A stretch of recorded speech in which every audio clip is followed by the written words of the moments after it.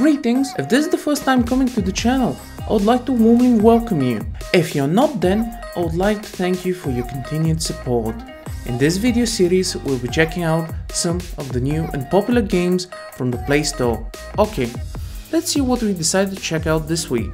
n.o.v.a Legacy. It would appear that this is a free-to-play remaster of the first game in the series. Now, there are two main ways that you'll be spending your time in the game. First, a single-player campaign, second, multiplayer. The campaign, well, it has one, but it's nothing to write home about. Visually, it's very nice, but please don't be fooled by the screenshots in the Play Store, since I think they are a bit misleading. As for the visual design, I would not be in disagreement if somebody would say something like someone was carrying a copy of Halo, Metroid Prime, Crisis, Trip and the games fell into a blender, at which point they were grinded down to dust and watered down. But this is a free-to-play game, so I can't really be that harsh to it. The campaign is divided in small levels that should not take you more than 2 to 3 minutes. Simple and comfortable controls will make it a breeze beating the levels. As previously mentioned, this is a free-to-play game, so be ready to see a lot of loot boxes, free ones and ones that require money to be unlocked. But this doesn't make it unplayable or unenjoyable if you decide not to spend any money into the game. Now, the second and personally more important aspect of the game is the multiplayer, and to be honest, I was quite pleased with what it offered. Just be ready to take some time and get used to playing with real people, since they won't act the same as the AI in the campaign. Up next, Modern Combat 5. Let's be honest, this is Call of Duty for phones and tablets. Hearing that, you might actually be turned off by the idea of giving this game the time of day. But as I mentioned before, being honest, I really didn't mind it. It's actually quite nice to see a game of this caliber and production be on mobile devices. As Call of Duty, this game has bombastic set pieces, cheesy dialogue and forgettable story. As usual with these types of games, they offer a single-player campaign that is divided in small bit-sized missions for your quick enjoyment, and as a complementary to that, an online multiplayer mode, where you're faced off with enemies in modes like free-for-all, team battle, capture the flag, zone control, V, and rush cargo. Personally, I found it most enjoyable to play team battle and capture the flag. And before I forget, one of the things that pleasantly surprised me about this game is that it actually has gamepad support, which makes the gameplay so much enjoyable. I only wish that other game developers start implementing gamepad support in their games as well. Up next, Guns of Boom. It's a free-to-play, multiplayer-only FPS game. Visually as a whole, I'm quite pleased with the game's art style, which is a bit cartoonish but really made an impression on me. It made it a bit stand out more than the other games on the market. Its default control scheme is similar to n.o.v.a Legacy, where you're focused on your movement and aiming, while shooting is done automatically as soon as your reticle is on an enemy. For newcomers like me, it's quite nice since you have less things to do during a gunfight, but for the more experienced players, you have the option to turn that off, so you have everything under your control. In addition to this, the game provides you with a nice option to configure the button layout on screen for those who require a bit more customizable feel.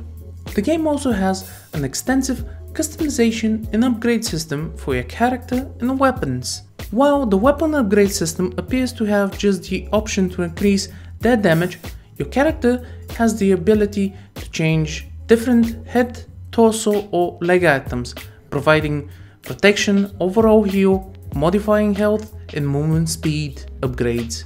And adding to the customization, there's an extensive, purely visual customizations available for your character and weapons. While the game currently has 2 game modes, Team Deathmatch and Escort, you'll be spending your time mainly playing Deathmatch. Game matches can last up to 5 minutes, during which your primary goal is to slaughter your enemies. In conclusion, I personally like that the game has a bit slower pace than other games in the genre, giving you time to actually use the controls instead of frankly swiping and making mistakes left and right. If I had only one request, it would be for future updates to implement gamepad support, since I personally more enjoy having physical buttons when playing a video game. But saying that, the game is quite enjoyable with its original touchscreen based controls.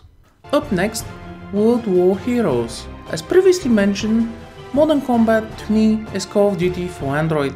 The same can be said for World War Heroes, but while Modern Combat, as the name states, is during modern and future time, this is set during the past in World War II. As with the last year's release of Call of Duty set in the same time, it shows us that people still like to play games set in World War II.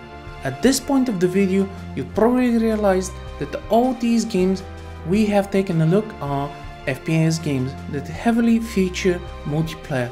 And spoiler alert, this is no exception. It offers the following gameplay modes: Team Deathmatch, Deathmatch, Bomb Mode, Team Squad, Deathmatch with tanks, Hardcore, and Custom Game. As with other games, your time will mostly be spent in Deathmatch. But it's nice to see that you have the other modes that you can try out if you want some variety. The game is generally a bit more fast-paced compared to other FPSs, set in big open maps that have vehicles like trucks and tanks that can be used to aid you with victory over your enemy. The controls by default offer the assist of auto shooting once your cursor is placed upon an enemy. As previously mentioned, this is a bit more fast-paced, and when we add big maps and vehicles, it might be a bit harder for newcomers since you can be often left in the open, getting shot from multiple directions and even ran over by a tank or a truck. As you play, you acquire experience and currency that will aid you in leveling up your character, providing you with additional weapons and weapon slots. But to do so, you'll need to invest a bit of time. And the last game we're taking a look will be Critical Ops. How to start? Well, you probably noticed that I keep comparing games shown in this video to bigger console and PC games. That's the case because as I'm still new to the mobile gaming scene, it's easier for me to provide a quick and easy recommendation to a friend by saying, hey, that game is such and such but on mobile. And this is no exception. Critical Ops is the mobile version of Counter-Strike, and it's not difficult to understand why I've made such a comparison. From the visuals, the movement and gunplay, I, as a person that has barely played CS, I immediately see how much the developer wanted to put out such a game on the mobile market. The moment I saw it in the Play Store, my expectations were that it would be a poor ripoff of Counter-Strike and it wouldn't be even worth downloading it. But even with that mindset, I decided to download it, and actually I was a bit more surprised with what I got than what I expected. The game offers 3 modes: Defuse, Deathmatch and Gun Game. As with previous games, I mainly stick with Deathmatch, since it's usually the more casual friendly game mode for FPS games. Continuing the comparison with Counter-Strike, the only customization you have available is weapon skins. Unfortunately, this game doesn't have the option to auto-fire once you aim your weapon at an enemy.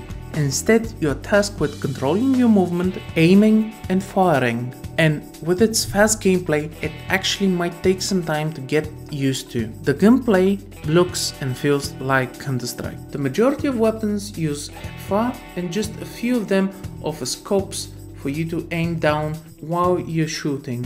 The only real criticisms I have regarding this game are that at times there appears to be a bit too much lag, and the most important is that the spawn system needs to be worked on, since it's quite easy for someone to spawn camp you.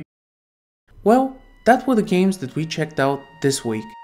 Until next time, I wish you all the best.